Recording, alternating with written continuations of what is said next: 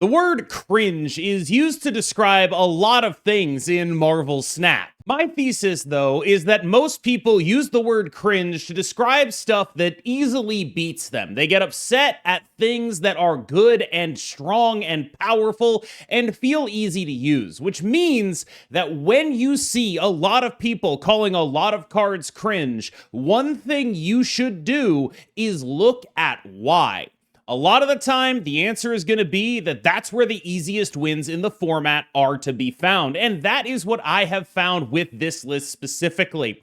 This is a list composed almost entirely of things that a lot of the player base really hates. The player base doesn't like getting their stuff interacted with, well, tough cookies, because you're going to get your stuff interacted with. You're going to get your stuff interacted with so profitably, too. Your big guy, that's actually my big guy because of Shang-Chi and Cannonball and Fenris Wolf. You don't have it anymore, but I do. Your cards that you wanted to put in a specific place on the final turn of the game, actually, they're not there. I juggernauted them. Sorry. Also, we have the ever-present Hood Misery combination, which is extremely powerful and arguably the only part of this deck that's actually difficult to play. In addition, Gladiator goes with the Destroy package, giving it a really pronounced additional amount of power. All of this adds up into an extremely cohesive points package that probably has the easiest time climbing at baseline of any deck that I've played this season. Keep in mind, when people call stuff cringe, a lot of the time, the thing you're supposed to do is take all those cards and put them into a deck. And this deck manages to do that with the glue of the Destroy package, Hood Misery, Luna Snow, and Death. Recently, one of the developers of Marvel Snap, Glenn Jones, answered a team answer question in their official Discord saying that Hood was actually a card that took up a lot of space and had a lot of internal conversations about it, and I don't think it's hard to understand why. There are literally no other one costs with incentives similar to Hood. Every Hood deck tends to do the same thing, find a way to alleviate the downside and maximize the upside. Bounce decks bouncing it for multiple procs and to remove it from the board. They have the clog decks that are willing to send it over to their opponents, so you even double the upside. And of course, everyone playing Misery on it. Yeah, that's pretty good too. This is an extremely powerful card. Mercury probably has a point or maybe two too many. She's a quite powerful and useful part of what this deck is trying to do. This is a Mercury Cannonball deck. Mercury Cannonball in the same lane means that you blow up whatever the biggest thing in that lane is. You can then bring it back with a Fenris Wolf. Fully unconditional removal as long as you get A+B. I realize A+B is a bit of a condition, but I don't think it's a strong enough condition for what is ultimately a pretty reasonable card on its own. Mercury, a 2/2 that can move that has some additional tech upside, and Cannonball, a 5/8 that you're pretty happy to play a lot of the time regardless. There's just not a lot being risked to add massive upside into your deck right now. I think there's a lot to discuss with regards to, is Mercury Cannonball overpowered or is Fenris Wolf overpowered? They definitely feed each other, but I think that there is a level at which Mercury Cannonball can exist in the game as long as Fenris Wolf isn't cheaply doubling up the output of the card. You do have to win 2 lanes, and it is meaningful when you have stuff like this. I still think Mercury Cannonball is very good. It shows up in decks outside of Fenris Wolf, but I do think Fenris Wolf is the biggest force multiplier on what is already a powerful strategy. Fenris Wolf also has synergy with Gladiator. It also has synergy with Shang-Chi. There's just a million things that Fenris Wolf can do that this deck is able to take advantage of in a very profitable way. Iron Patriot's just a good 2. We naturally run some uniquely powerful 3s in the form of Gladiator and Luna Snow, which makes Iron Patriot a bit of a free inclusion here. He's hardly something that is absolutely required for a deck like this, but he is just pretty hard to ignore as a very reasonable card. He's not really all that good outside of turn 2. You're not getting a lot out of him unless you're turn 2ing him, but this deck has so much to do on later turns that you don't really feel like that's a big downside. Mr. Cringe himself, Juggernaut is a card that I have been talking about nerfing for, I want to say like 4 months at least. I think that until such time as he is changed in a meaningful way, he's going to end up in the same role he's been in for the entire time, basically, which is cheap Goliath as long as people aren't filling the board up. And that's really what he's doing here. Like, you get a bunch of stuff where you just have a bunch of different possible really powerful final turn plays, and Juggernaut is a really powerful final turn play at a really cheap rate that you can get a lot of power out of. Off of a Luna Snow, you can do a Shang-Chi Juggernaut on the final turn of the game. Maybe there's a Fenris Wolf Revive in there. That kind of stuff is ridiculous. You maybe have a cheap Death. You got the Death to 4. You play that with the Juggernaut on a Luna Snow. There's just kind of a lot that this card is capable of at its current cost, and I think that while it is definitely a sort of skill-intensive card, it is also just very clearly to me one of the strongest cards in the game right now, and there's a reason people are complaining about it, although I do find it a little fascinating that people just started complaining about it. It's very odd to me that there's been such a recent upswell of Juggernaut complaints. I don't know what that is. I'm grateful. Welcome to Juggernaut Complaint Island. We don't ever get anything done. Like, we've never gotten this card successfully nerfed, all of us on Juggernaut Complaint Island, but I mean, welcome aboard, I guess. I think Killmonger is actually this deck's secret weapon. There are very, very large amounts of decks that Killmonger is extremely good against. Like, when you look at the way that the Fantasticar decks are going, there's a lot of Black Cat, a lot of Hydra Bob. Blowing those up is just gross. Like, it's just, those are really, really high power 1-drops. You can get a good revive off of a Fenris Wolf by blowing those up. It's just a genuinely strong thing to do. Killmonger is an excellent reason to play a deck like this, and it is what bridges you between your death package that you have here and the everything else that you're doing. Without Killmonger Luna Snow, I don't really think you're going to want to be a death deck, but with Killmonger Luna Snow, both of which are already extremely good right now, you end up having the ability to get death to a reasonable, cheap 12 power of like 3 or 4 or something like that. And that is really damn good. And that is to say nothing of Killmonger being effective in this metagame against other Hood decks where they play their demons out and they don't expect you to Killmonger them, or against Black Cat and Hydra Bob, popular 1-drops in the Fantasticar Invisible Woman archetype. Luna Snow 3/6 is just kind of crazy when you think about it, but really there's 2 things that she does here that are really, really important. Number 1 is she gives you stuff to blow up. Her deaths, the deaths of her ice cubes, discount your death, and that's really important. They're also 1-drops if you want to Killmonger them away. So with Luna Snow and a couple other 1-drops, you can really start discounting death to a meaningful rate. Luna Snow effectively putting death to 6 just on her own between your ice cube and their ice cube. You have a Hood you might want to blow up. Maybe they play a 1-drop. Maybe there's some squirrels on the board. There's just kind of a lot of easy options for making sure death is pretty cheap, and that's really all you want. And Luna Snow enables that.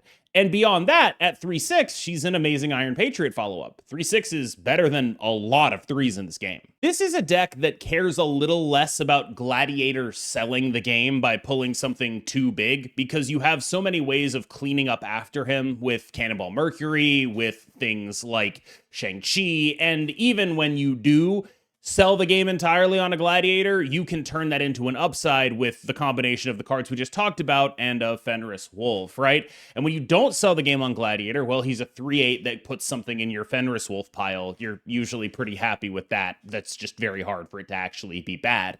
So you get to clean up after him. You also have some interesting space fill stuff with Luna Snow, for example. So if you really are worried about him selling the game, you can like find a spot to play him where it is very likely they will fill it up, like let's say it's turn 5, you put a Gladiator in the Luna Snow lane. They're probably going to fill up the Luna Snow lane anyway, because they want to be able to get that space back from the Ice Cube while still keeping the energy. That's usually a pretty safe place to play Gladiator if you're worried about him selling the game. Shang-Chi is like, I'm not going to say he's like the worst card in this deck, but there's like, if we weren't all in on this boom boom stuff, I'd kind of think he was bad. Like, there's so much that the rest of this deck just kind of naturally covers that Shang-Chi is just there for, like, when he is good, he's going to be really good. And when he's not good, I don't really have to play him. And it's fine. But we are not in an amazing Shang-Chi meta. There are good ones and there are bad ones. Right now, like, when you can get a hit on this guy, it basically does win you the game. It's just that there are not a lot of decks that are reasonably hitting. Like, I felt way happier with the amount of times my Killmonger was doing something meaningful than I did with my Shang-Chi. And I think that's an interesting note for how this meta is shaping up. 4/9 Misery. Yeah, I mean, this card's great. I'm going to give you a quick primer on how to play Misery decks. This is actually, like, it's incredibly simple. Just play her on the hood. Like I know people are going to be like, oh, there's, like, fancy other stuff that people can do with Misery. Like, my firm belief is that if they buffed Misery from 4-8 to 4-9, what that means is that people are playing this deck wrong in lower ranks. People are playing decks like this wrong in lower ranks. Misery is for the hood. Don't do other stuff with her. Like that, like I realize there are going to be a bunch of really good players who are going to be like, no, there's all these like edge cases. Yeah, okay. 70% of what this card does is the hood. 70%. The other 30%, sure. But understand that, like, that's what this card is here for. This is Mercury Cannonball, right? Like, that is what Misery Hood is. It is there to do that. There are other use cases for Mercury, and there are other use cases for Cannonball, but the reason they're in the deck, it's that. Weirdly, I feel like I just kind of covered this. You want to play this with Mercury, blow up a big guy, and then bring it back with Fenris Wolf. Famously balanced card, Cannonball. We love it. I've been sort of trying to figure out the right build of this deck for a while. And I do think that this is pretty well close to it. And it's effectively like a kind of archetype that's pretty well worn here. It's mill-less mill, where we have this death that is there to get cheap. And since death is getting there cheap, what we also have alongside it is a bunch of really cool other stuff that we can then play if it's cheap enough. You know, Luna Snow 7 energy, death plus Juggernaut, that kind of stuff. That's obviously a very powerful thing to be doing. Like, we're not really getting her to 0 most of the time. I, like, got a randomly generated Ultron off of an Iron Patriot that I then played alongside a Killmonger. She still only got to 1. Like, it's not really a 0 angle on death unless we get that location that actually makes it a 0 angle. So don't get too attached to the idea of this being an absolutely free card, but you really do like pairing good stuff with Juggernaut, and Death is probably the biggest card that you can reasonably pair with a Juggernaut on the final turn of the game that any of these decks are going to be able to bring to bear. And that's really what she does well here, I think. All right, y'all. Thank you so much for watching. I've been KMBest. You've been phenomenal. Remember, where one person cringes, another person wins. See the opportunity in the cringe, and I will see you next time. Remember to like and subscribe. Let's jump into the gameplay. Have a good one. All right, this hand is not great. We are much better off when we're drawing 1-drops. Starting on turn 3 fucking sucks, dude. Opponent snapped. I mean, I don't think I'm supposed to stay here, but I will anyway.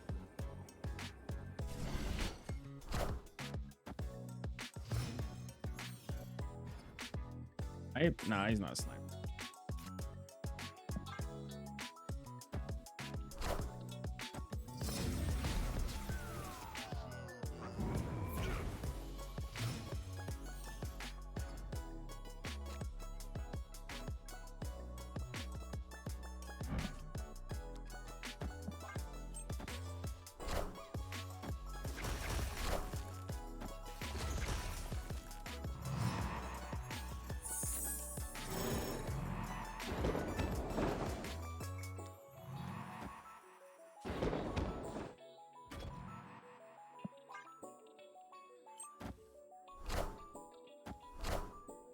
Good hits.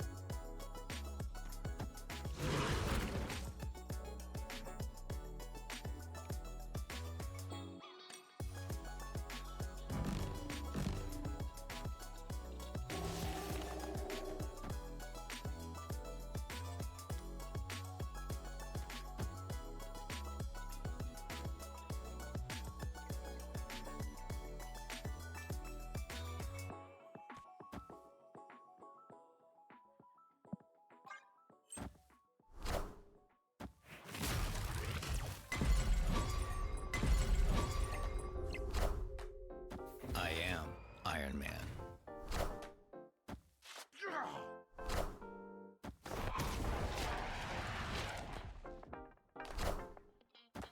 I want the throne.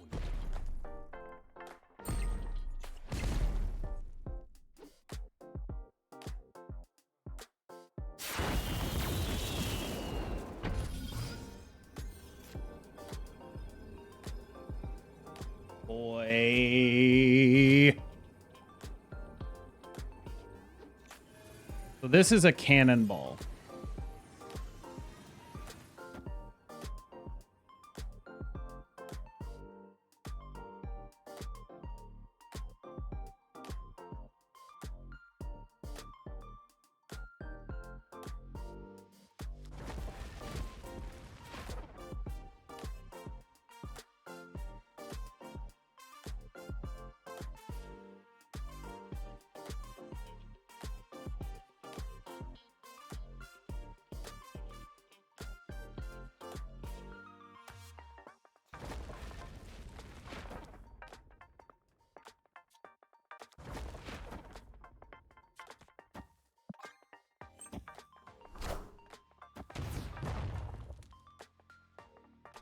Well, that cannonball works for me.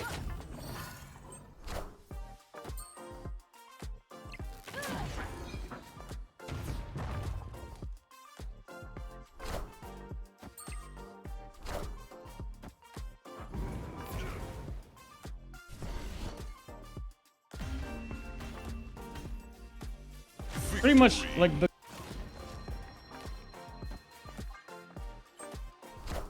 We just never feel like we're actually guaranteed to win or even close to guaranteed.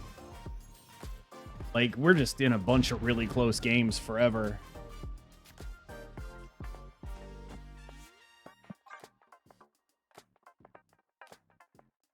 You have to risk it. Okay, I am aware of how the mechanic works. I know that.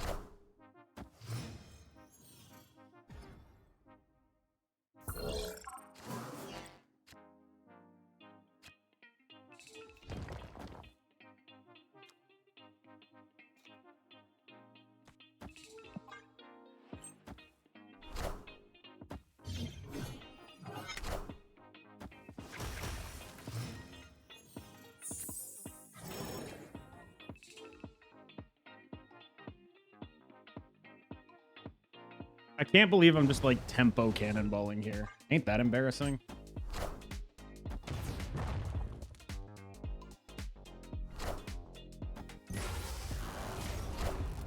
Look at them. Look at them.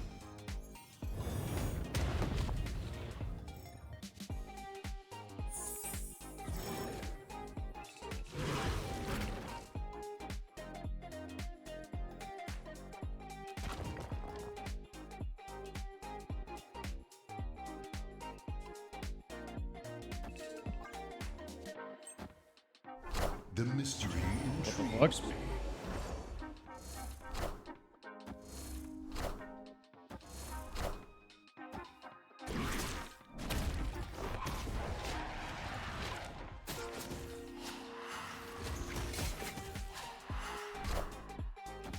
I want the throne.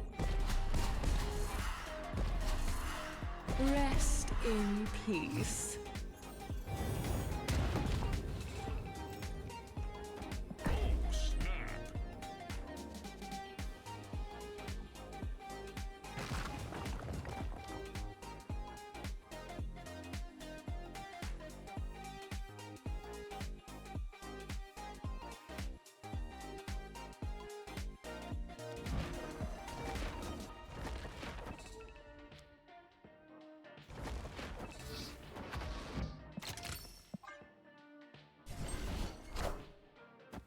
Power must be controlled.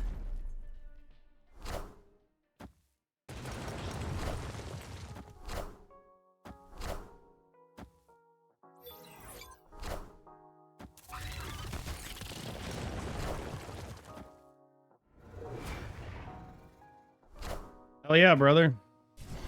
That was a shitload of cards, dude. Victory.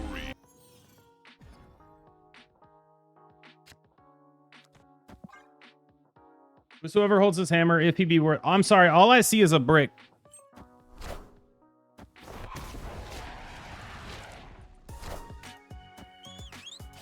All I see is a brick, dog.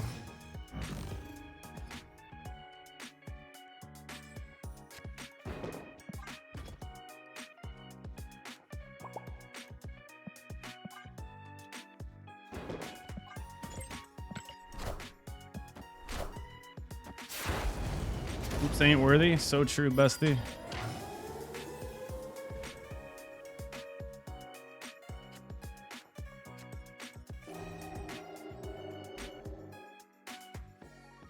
mean, I probably snapped that.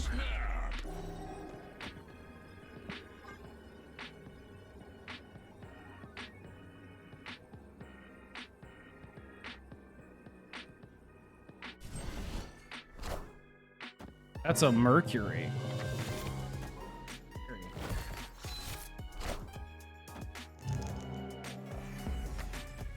So they full mull me this turn, I think.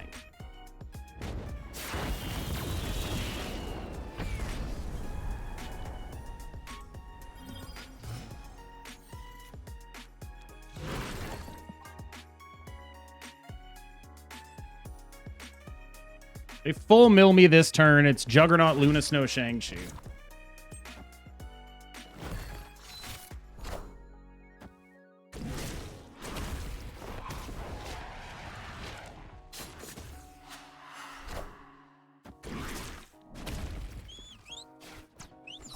They get a Luna off the Rest Zemo? in peace. Oh no, they just get the Shang.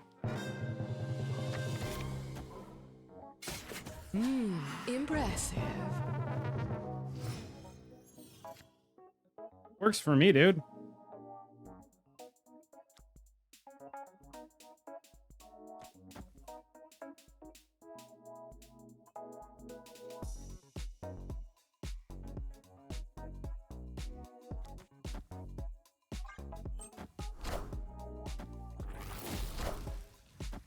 I want the throne.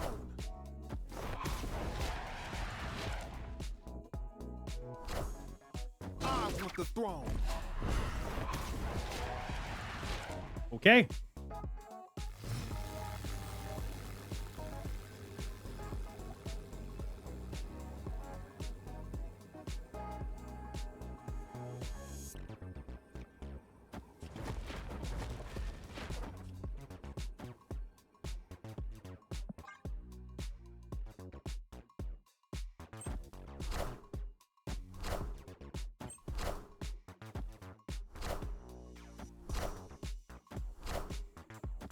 Solid.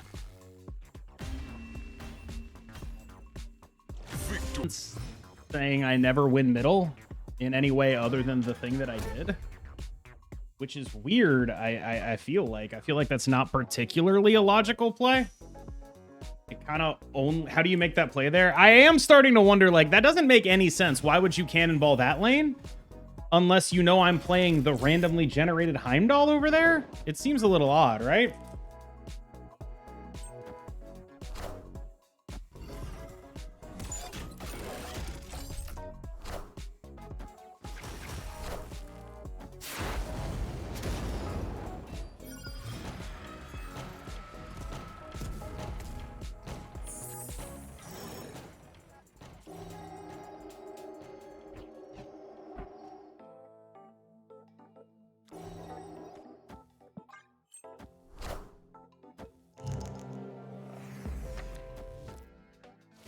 Got my hood, sure.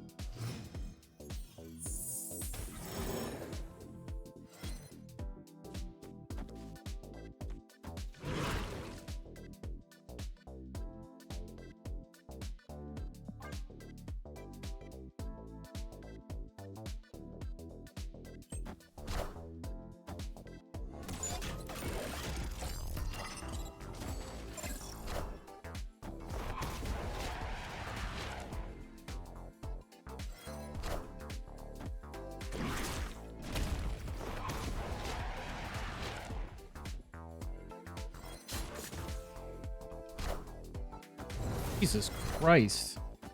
What is happening here?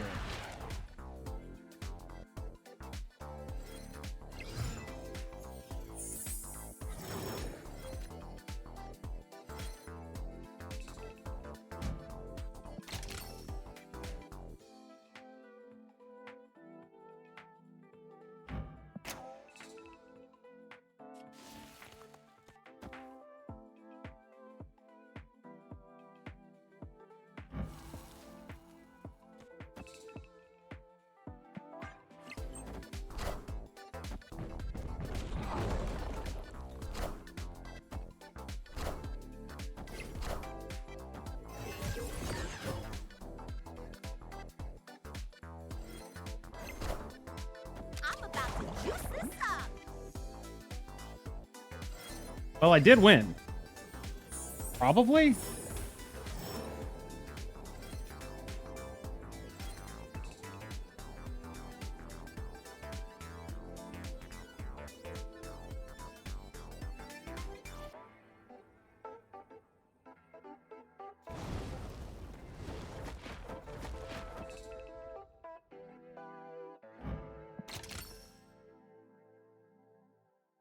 How do I lose here?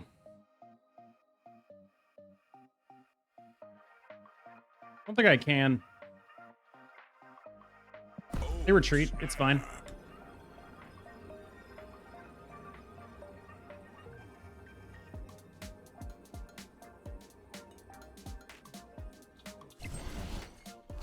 They don't retreat. Holy fuck. I mean, they die. So there's that, right? Coolio. Victory.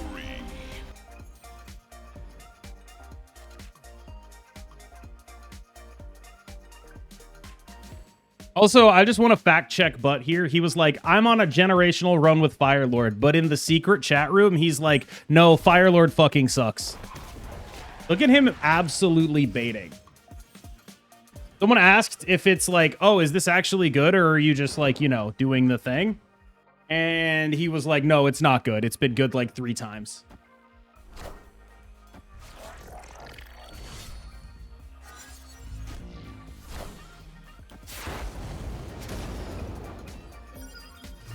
Generational run can be bad. I see.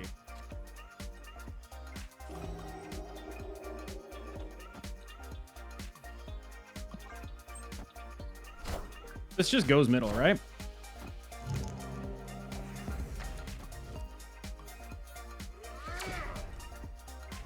Ah, well. Oh. Rip.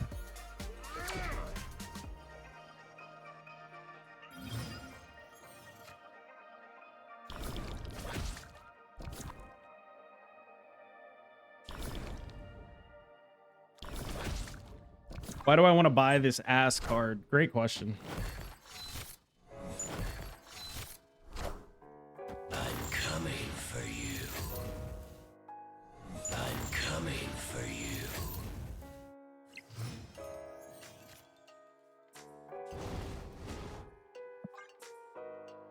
Opponent snapped. I mean, I'm gonna play, right? Am I being stupid here? Might be being stupid.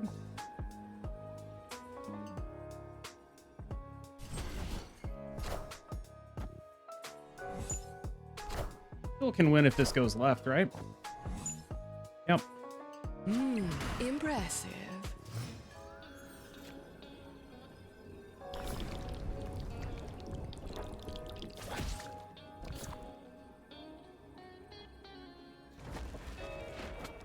How do we feel about it? We winning or are we losing?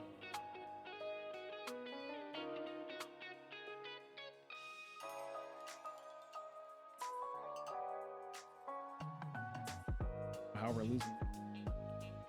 They juggernaut us, but it's like, it's fine. They can't even juggernaut us. I don't fucking know, dude.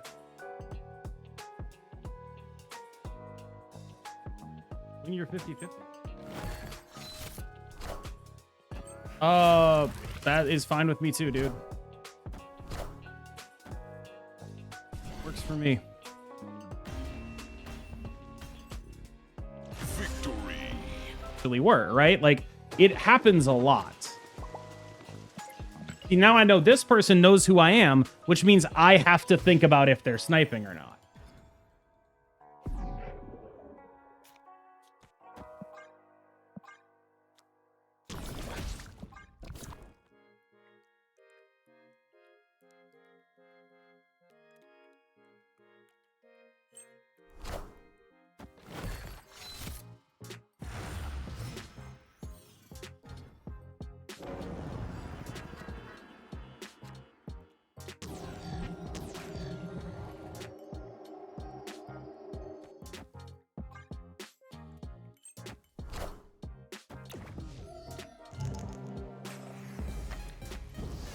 I do not plan on letting you do the thing.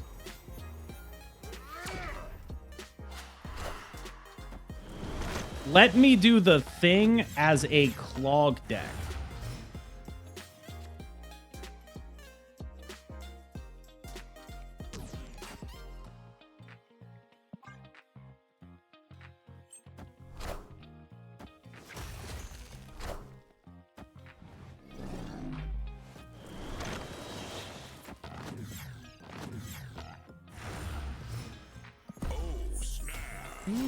Impressive.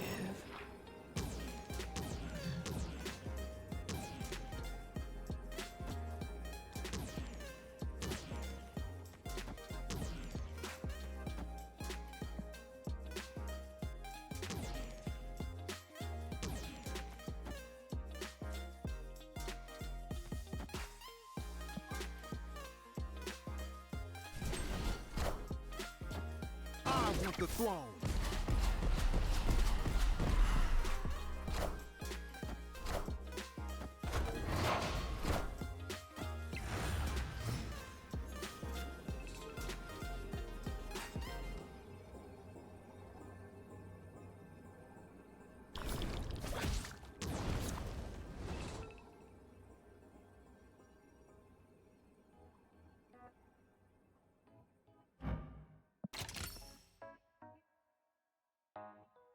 They Ultron left.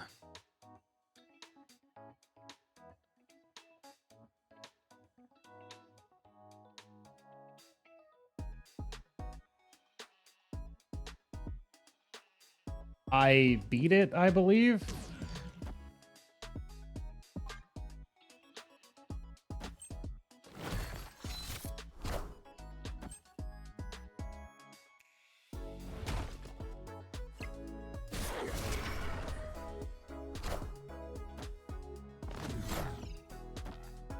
There's the Ultron. Odin. I don't think that wins, but I appreciate what they're doing.